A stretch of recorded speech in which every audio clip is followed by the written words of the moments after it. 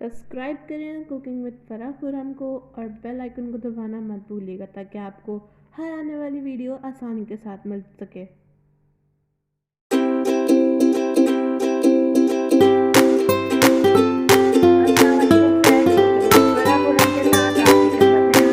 आज मैं आपके लिए लेकर आई हूँ बहुत ही मज़ेदार से स्किन वाली चिकन की जो है ये विंग्स, यानी कि धमाका चिकन विंग्स आज हम बनाएंगे, जो बहुत ही वाकई आप जब बनाएंगे खाएंगे तो वाकई आपको बहुत ज़बरदस्त लगेंगे। तो इसके इंग्रेडिएंट्स हम नोट कर लेते हैं। मेरे लिए है स्किन वाली चिकन है, इसके मैंने विंग्स ले लिए हैं।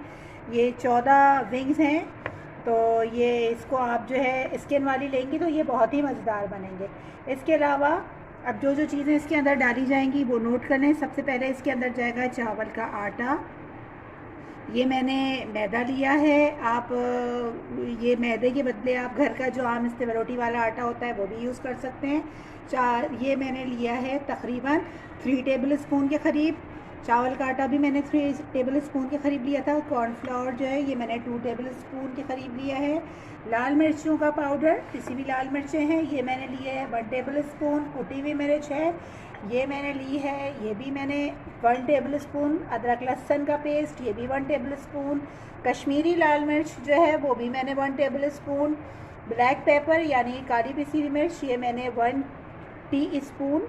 नमक हस्बे ज़ायक़ा, वैसे यहाँ मैंने 1 टीस्पून लिया है, आप अपनी मर्ज़ी के हिसाब से भी ले सकते हैं। ये सारी चीज़ों को जो है हम चिकन के अंदर डाल के मिक्स कर लेंगे और मिक्स करके हम तकरीबन 1.5 से 2 घंटे के लिए इसको फ्रिज में रख देंगे ताकि ये सारी चीज़ें अच्छी तरीके से इसके ऊपर जज़्ब हो जाएं। तो आप चाहें तो इसको फ्राई भी कर सकते हैं और चाहें तो आप इसको ओवन में भी बेक कर सकते हैं। तो आइए स्टार्ट करते हैं।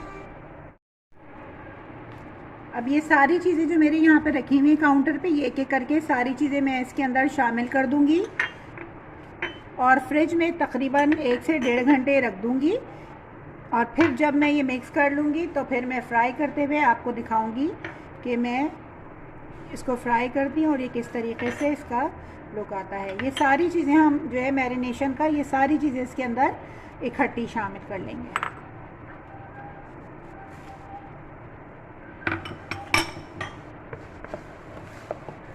अगर आप चाहें तो इसके अंदर अंडा भी शामिल करते हैं और कर सकते हैं, और अगर ना अंडा जैसे आप लोगों को नहीं पसंद, नहीं शामिल करना, तो आप ज़रा सा इसके अंदर भून के करीब या तो सिरका डाल लें या या सोया सॉस डाल लें।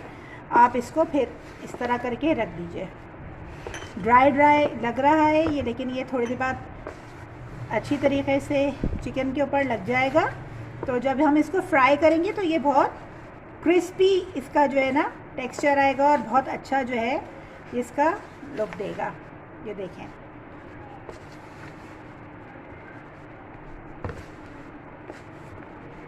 और चावल का आटा जो है उसकी वजह से जो है चिकन में थोड़ा सा क्रिस्पीनेस आ जाती है और ये बहुत अच्छा लगता है। मैं इसके अंदर थोड़ा सा पानी शामिल कर दूँगी।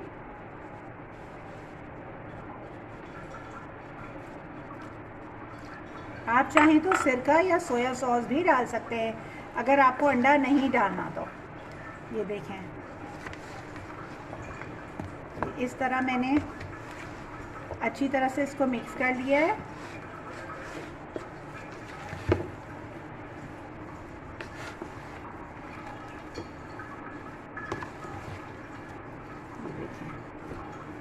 तो मैं इसको मिक्स कर लेती हूँ, फिर मैं आपको दिखाती हूँ।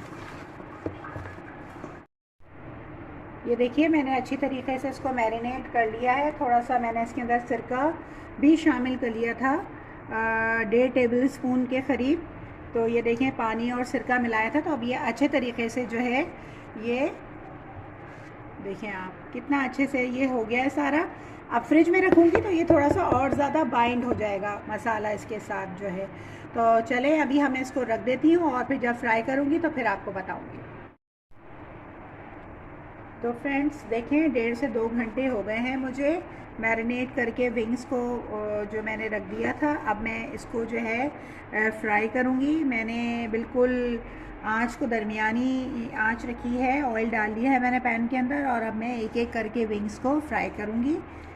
ये देखें अच्छी तरीके से ये एक दूसरे के ऊपर लग गए हैं, चिपक गए।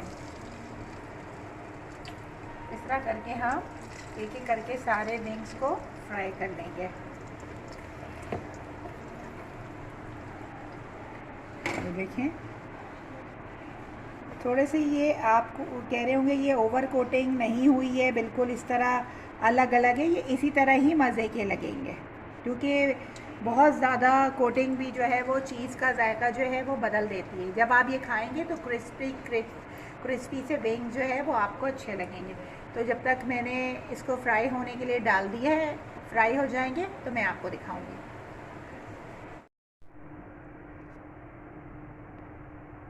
तो फ्रेंड्स ये देखें, हमने फ्राई कर लिए हैं, गोल्डन ब्राउन से मैंने फ्राई किए हैं और फ्राई करके उतार लिए। और अब आप देखें इसकी क्रंचनेस कितनी ज़बरदस्त है और बहुत अच्छी तरीके से हो गए हैं और बहुत ही खाने में टेस्टी हैं। बिल्कुल एक डिफरेंट टेस्ट होगा क्योंकि हमने इसमें चावल का आटा भी इस्तेमाल किया है।